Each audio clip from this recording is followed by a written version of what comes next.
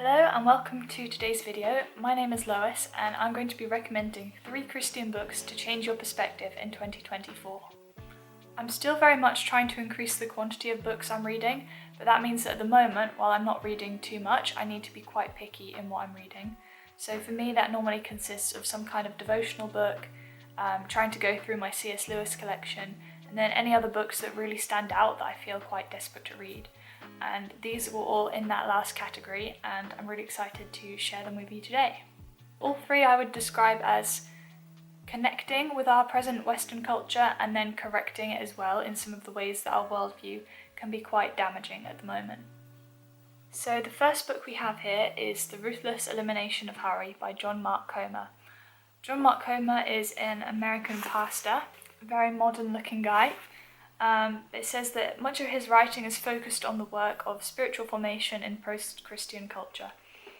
Too often we treat the symptoms of toxicity in our modern world instead of trying to pinpoint the cause. A growing number of voices are pointing at hurry or busyness as a root of much evil. Within the pages of this book you'll find a compelling emotional and spiritual case against hurry and in favour of a slower, simpler way of life. And I do have to say, a lot of the things in this book I kind of already had intuitions about, but it was just really useful to see it written simply and coherently. So as it says in the title, it's discussing trying to stay emotionally healthy and spiritually alive, and I think that is a really good pinpoint of some of the issues in our society, is that we're not emotionally healthy. Like, mental health is such a big issue, and it is very hard to stay spiritually alive even if you are already a Christian. And one of those things is massively distraction, busyness. Like, it is so difficult to try and spend time just praying or spending time with family or in community when you could just sit there on your phone or your laptop all day and it just eats up all of your attention. I think it really highlights that the focus of our society is so much on efficacy. A big one that John Mark Comer speaks about is speed, and profit and materialism and the self. And I think those are all massive issues which he points out in this book. I think another good thing about this book is that it's very practical. He gives 4 specific practices that we need to either implement if we haven't already or really focus on, which are silence and solitude, Sabbath, simplicity and slowing. It is so hard to be quiet. I don't know about you, but I find it really hard just to sit in the quiet without music or something on in the background, and you're kind of drowning out your own thoughts. And the idea of the Sabbath as well. How many places are actually closed on a Sunday now? Like, not very many at all. And to have that time that's specifically set aside for rest and connection with family, I think we are really missing out on that. I think simplicity is also a really beautiful thing, and slowing down again, yeah. So yeah, some of the things he really highlights that I did already have strong intuition or feelings about were technology, materialism, minimalism, and he does give practical tips. He gives lots of ideas and lists, things you can do to help you with slowing down, things you can do to help you be more minimalistic. I don't know if there's too much of that or not. I think one problem is that having read it, I did still feel like I've forgotten a lot and I have struggled to implement it in there, but I think that's more of a user issue. But yes, so that first book here is The Ruthless Elimination of Hurry. So the next book is The World Ending Fire by Wendell Berry, and I really love this book. This is one of the ones that changed my perspective the most. So Wendell Berry, I think he's in his 80s now, is a writer and a farmer, and this book is a collection of his essays. And the reason I picked this up was because I was watching a video with book recommendations, and they mentioned one of the famous essays in here, Why I Refused to Buy a Computer.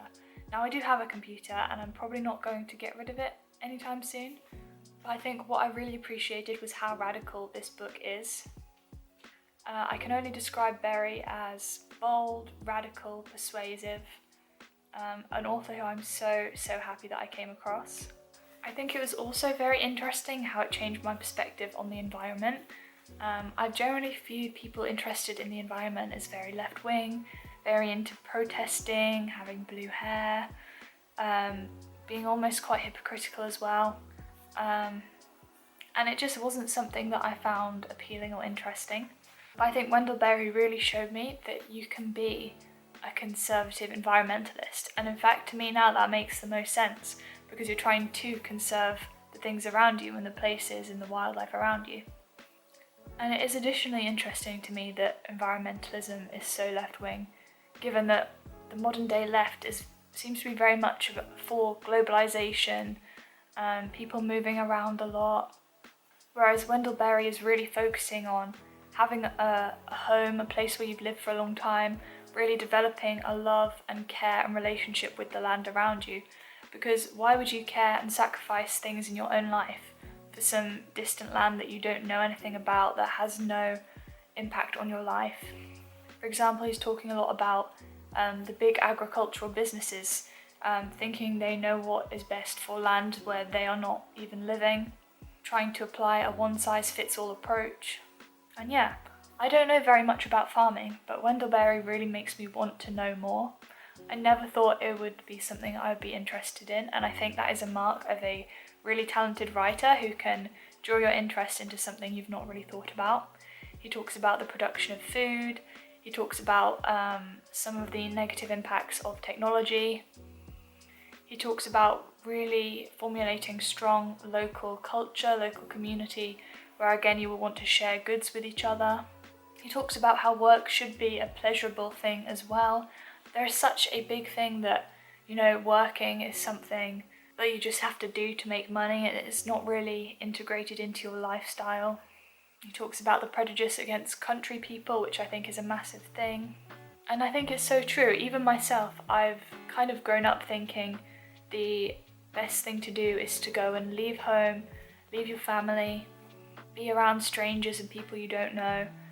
And whilst there is value to that, I think we really are missing something that we used to have more of. Like, we have become so dependent on some things, and Wendell Berry makes you think, is this thing that I have been believing and been dependent on for such a long time really the right thing? It says on the blurb, Wendell Berry lives and works in the old ways on his farm in rural Kentucky. He is also one of America's most powerful radical voices. In the pieces collected here, he writes about the peace of nature, the food we eat, and above all, why we must care for the land we live on. I found the first essay quite long. It's a lot more dense than the last book that I recommended, but it's really, really worthwhile, and I really, really highly recommend this book. I think The World Ending Fire is one of the books that I've recommended to the most people. I've literally recommended it to a random group of Americans who walked past me when I was reading it. The introduction of The World Ending Fire, in this edition anyway, is written by Paul Kingsnorth, who is quite big on the internet at the moment. I was watching an interview with him the other day, and he's a very interesting guy. He used to be into Wicca and lots of New Age philosophies, but he became an Orthodox Christian, I'm not sure how long ago. The introduction here was written in 2016, so I don't know whether or not he was a Christian at that point. But he has written some very interesting work as well. He talks a lot about this kind of very powerful technological force, he calls it the machine, and I'd really like to read some of his works as well. So if any of you have any recommendations of where to start with Paul Kingsnorth's work, then please let me know in the comments. I'm really excited to read his work in the future. And the final book I want to recommend today is The Language of Creation by Matthew Peugeot. Now, I've done a whole video on this book, so if you want to learn more, definitely go and check it out. I'll put the description below. It is self-described as a commentary on the stories from the book of Genesis, and I think this is a very key line. It's often difficult to recognise the spiritual wisdom contained in these narratives because of the scientific current worldview deeply rooted in materialism. Therefore, instead of looking at these stories through the lens of modern academic disciplines such as sociology, psychology, or the physical sciences, this commentary attempts to interpret the Bible from its own cosmological perspective. By contemplating the ancient biblical model of the universe, The Language of Creation demonstrates why these stories are foundational to Western science and civilization. It rediscovers the archaic cosmic patterns of heaven, earth, time, and space, and sees them repeated at different levels of reality. And I think this is so important and interesting, I suppose, for Christians and non-Christians, because even reading the Bible nowadays, it can be done in a very materialistic way. And I think the book of Genesis as well, people can be tempted to say, let's look at it literally and then just leave it like that. But I think by doing that, you can be really missing out on some of the valuable meaning and symbolism in the stories. And Jonathan Peugeot, the brother of Matthew who wrote this book, has said a number of times recently that re-enchantment is coming, whether we like it or not, but it's not going to necessarily be a positive thing. It can actually be a very scary thing if it's not done properly, tethered to Christianity.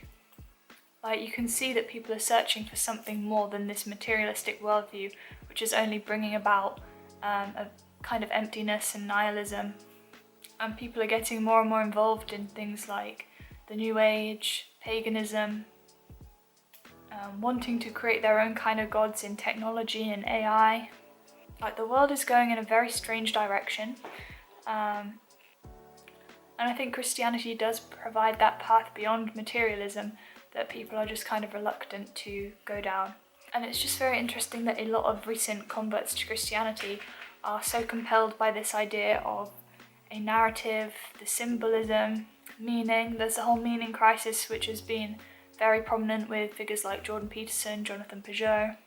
I think just being aware of the values that are being promoted around you and trying to evaluate, is this what I believe, is this what I value, or is there something else, I think is really important. So yeah, I would really recommend any of these books, depending on what you're most interested in, where you want to start, and let me know if you've read any, if you're going to read any. And yeah, I wish you a very happy start of 2024, and if there are any Christian books that you think I should read that will change my perspective more, then please let me know in the comments below, and I wish you a very happy day. Bye!